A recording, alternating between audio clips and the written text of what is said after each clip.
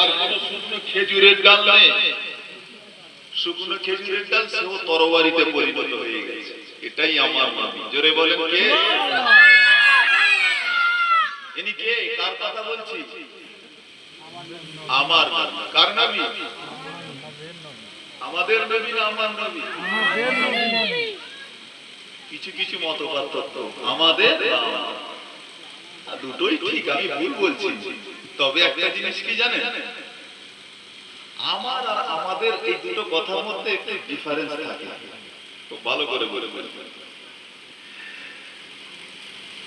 কি বলে, সন্তান জন্মগ্রহণ করেছে, বাপের মনে খুশি হয় কি হয় না? ছেলে যদি জন্মায় বাপের মনে খুশি হয় কি হয় না ভাই? নিজের দাদু নানা নানিরা আনন্দ হয় না হয় না? তাদের মনে হয়। জিজ্ঞাসা করে, এই গোলাম আব্দুস কেন রে এত হাসি খুশি কেন? আমার বেটা হয়েছে। ঠিক না ভুল?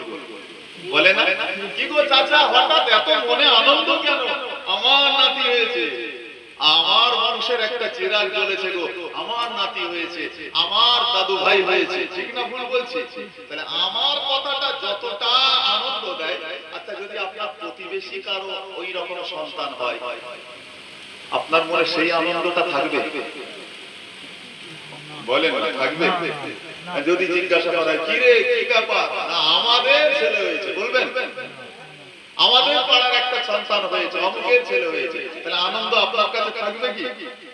থাকতেই পারে না। তাহলে আমার যখন ভাবি, আমার কথার ভেতরে একটা আন্তরিকতা থাকে। তাহলে নবী যদি আমার হয়, আমার, তাহলে সেইটার প্রতি একটা গুরুত্ব বেশি থাকবে না? কিরে বাবা 12 রবিউল আউয়াল 12 তারিখ আসলে উম্মতেরা কেন এত আনন্দিত হয়? কারণ উম্মত তো ভাবে আজ আমার নবী এসেছে। জিজ্ঞাসা করা হলো এত মিলাদ কেন হয়?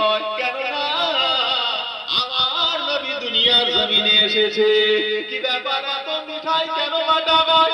আরে মিষ্টি কেন দেব না? আজকে দিনেতে আমার নবী দুনিয়ার জমিনে এসেছে। এ উম্মতিরা, আমার কথাটার ভিতরে যে আন্তরিকতা রয়েছে, আমাদের বললে সেই মহব্বতটা থাকে থাকে পাওয়া যায়। তাহলে আজ থেকে নবী কার? জোরে বলেন। মিলাদ কার? সিরাত কার?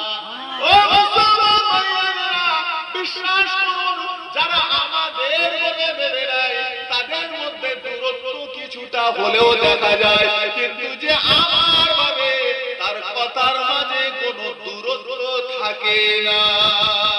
ঠিক না ভুল? আমার নবী। সুতরাং আমার ঘরে সন্তান হলে তাহলে মিষ্টি আমি দেবো না আমার প্রতিবেশী দেবে? আমি দেবো তো। তাহলে আমার নবী দুনিয়ায় এসেছে, আনন্দ আমার হবে না ওর হবে?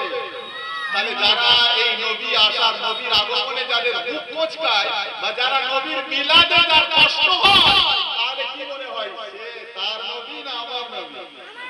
তাহলে যারা আমার ভাবে তার কোনো কষ্ট হয় না, যারা আমার ভাবতে গিয়ে কষ্ট লাগে, ভাববেন সেখানে কিছু গন্ডগোল বা গড়বড় আছে। কথা বোঝেন নাই নাকি ভুল বললাম? তাহলে যেখানে আমার থাকবে সেখানে আমার রয়েছে, এখানে আর কোনো কষ্ট থাকে না। মিলাদ আমার মুখা, আমার নবী এসেছে সেই উপলক্ষে মিলাদ। সুতরাং এখানে আবার কোনো দ্বিধাদ্বন্দ্বের কি আছে? মিলাদ তো আমি একা করি নাই, আমার নবীর মিলাদ তো খুদ রব্বুল আলামিন আল্লাহ করেছে। তো আমি করলে দোষটা কোথায় ভাই? যারা ফতোয়া দিচ্ছে না সমাজে মিলাদ বেদাত হারাম, তাদেরকেই দাওয়াত করেন মিলাদে, এসে বক্তব্যও দেবে, হাদিয়াও দেবে, তাবারুকও খাবে, ঘরে যাবে। ঠিক না ভুল বলছি? যারা ফতোয়াবাজি করে মিলাদ হারাম আর বেদাত, আপনি তাদেরকে দাওয়াত করে আনেন, সেও এসে এখানে মিলাদে বক্তব্য দেবে, হাদিয়াও নেবে, পকেট ভরে তাবারুক খাবে আর ঘরে যাবে, কিন্তু তারপরেও গিয়ে ফের বলবে মিলাদ হারাম। আবে হারাম যদি তো তুই কেন খেলবি? তুই কেন গেছিস? তুই কি করতে গেছিস? বন্ধ করে দে। মিলাদ নবীর মাহফিল আজকে আমি করব না, বন্ধ কর। না, ওখানে কিছু ব্যাপার নাই না, খবরদার। ওই জন্য বললাম না, বিষয়টা হয়ে গেছে কি জানেন? খুব ভালো করে বলছে, অসুবিধা নেই তো আপনাদের? বিষয়টা একটু ক্লিয়ার করে দিয়ে আসুন।